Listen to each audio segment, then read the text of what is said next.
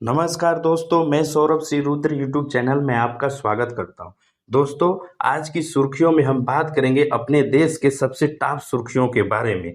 दोस्तों, एसबीआई का electoral bond क्या है, चुनावी चंदा बॉन्ड क्या है और हमारे सुप्रीम कोर्ट का एसबीआई को आदेश न मानने पर क्या क्या फटकार लगाई गई है, इसके बारे में सबसे आसान और सबसे सरल तरीके से आपको दूंगा जानकारी। दोस्तों, यदि आपको बताने का कंटेंट मेरा अच्छा लग रहा है तो दोस्तों प्लीज लाइक कमेंट करिए और हमें बताइए, हमारे उत्साह को बढ़ाइए। दोस्तों चलिए अब सिलसिलेवार तरीके से आपको बताते हैं कि एसबीआई का इलेक्टोरल बॉन्ड है क्या। एक प्रकार का दोस्तों ये चुनावी बॉन्ड है। भारत सरकार द्वारा, केंद्र सरकार द्वारा 2018 में लाई गई एक प्रकार की स्कीम है। इस स्कीम में भारत का कोई भी नागरिक दोस्तों 1000 से लेके 1 करोड़ तक का ही एसबीआई से चंदा के रूप में बॉन्ड खरीद सकता है और उसे किसी भी पार्टी, किसी भी पार्टी का मतलब है दोस्तों, कांग्रेस को, टीएमसी को, बीजेपी को, अन्य किसी आपको किसी भी पार्टी को चुनाव लड़ने के लिए खर्चे के लिए दे सकता है। और इस स्कीम में एक शर्त है दोस्तों, इसमें क्या है कि वह आदमी कोई भी होगा, वो एसबीआई से कितना बॉन्ड खरीद रहा है और कितना अधिक खरीद रहा है, एसबीआई इसका ब्यौरा किसी को नहीं देगा। और वह पार्टी को, जो एसबीआई वो बॉन्ड जारी करता है दोस्तों, उस पार्टी को दे रहे हो तो 15 दिन के अंदर अपने अकाउंट में कैश करेगा, इन कैश करेगा। तो वो पार्टी भी नहीं बताएगा कि आप कितना बॉन्ड वो व्यक्ति हमको दिया है और क्यों दिया है, हमें चुनाव लड़ने के लिए दिया है, उसका भी ब्यौरा नहीं बताया जाएगा। ये तो हो गई इलेक्टोरल बॉन्ड की बातें दोस्तों।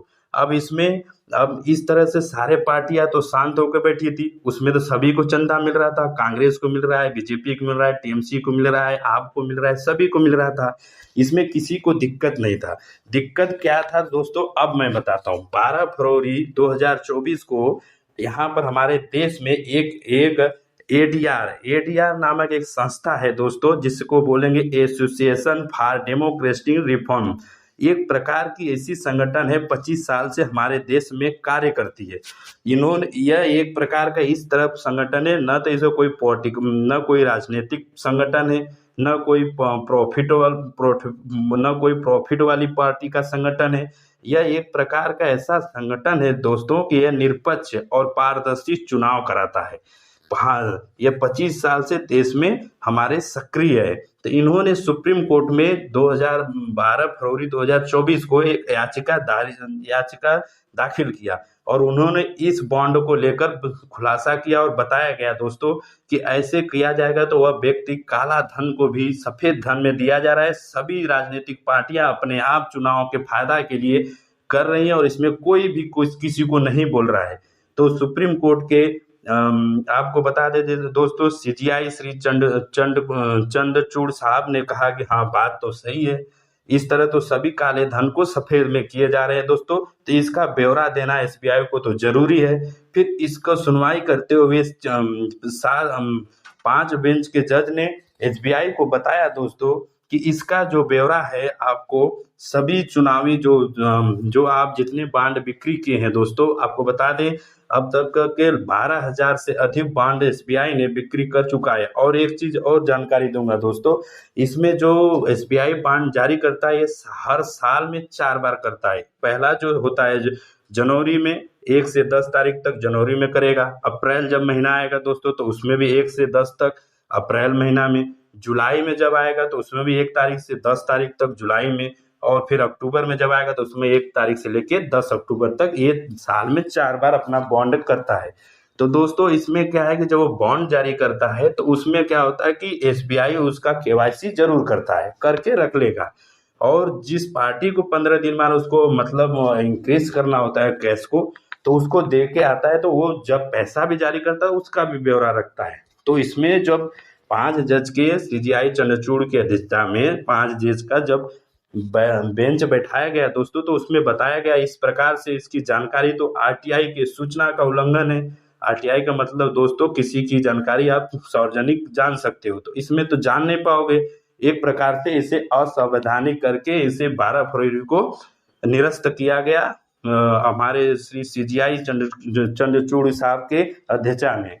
तो दोस्तों इसके बाद ये बताया गया कि आपको लगभग 3 हफ्ते 6 मास तक आप अपने सारे डाटा को चुनाव आयोग को दोगे और वह वेबसाइट पर डालकर सार्वजनिक करेगा। तो एसबीआई का के तरफ से तो 6 मार्च का जो सुप्रीम कोर्ट से डेटा सार्वजनिक करने का डेट दिया गया, तो उसने एसबीआई माना नहीं और वो क्या किया दोस्तों, सीबीआई अपना सुप्रीम कोर्ट में एक याचिका लेकर पहुंच गया कि हमें और कुछ समय दीजिए। जो समय है दोस्तों वह 30 जून तक का समय मांगा।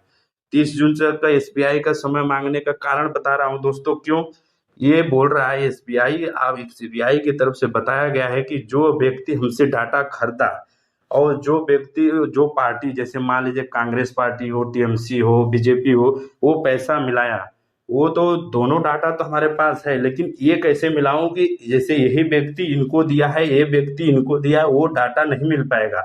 केवाईसी तो हम सार्वजनिक कर देंगे, लेकिन ये डाटा मिलाने के लिए हमको टाइम लगेगा, जिससे हमें 30 जून का आप समय दीजिए। तो ये जो हमारे सुप्रीम कोर्ट के बेंच द्वारा बताया गया कि नहीं, ऐसा आप नहीं कर सकते, आपके पास केवाईसी है और आप सार्वजनिक करने के लिए चुनाव आयोग को दीजिए।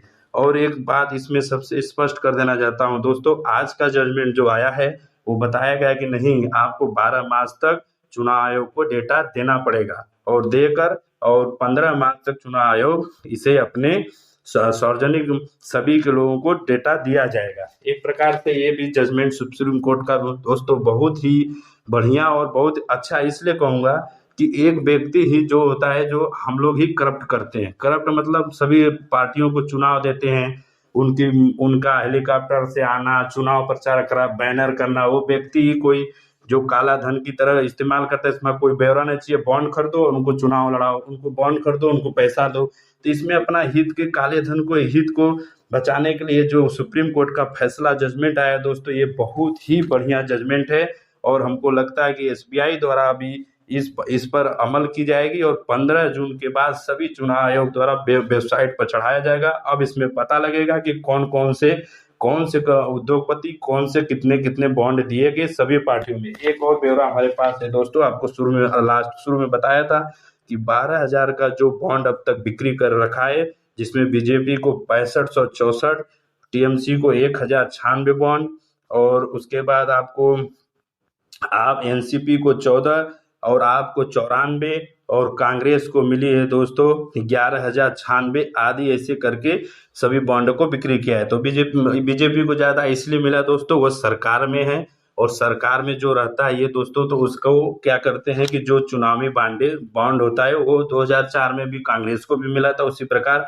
अभी जो बीजेपी है अभी केंद्र सरकार में, तो उसको अधिक लगता है। मैं आशा करता हूं दोस्तों आपको यह मुद्दा समझ में आया होगा और सिंपल तरीके से समझ में आया, और ऐसा सुप्रीम कोर्ट ने जो करके दिया है ये बहुत ही अच्छा कार्य किया है दोस्तों।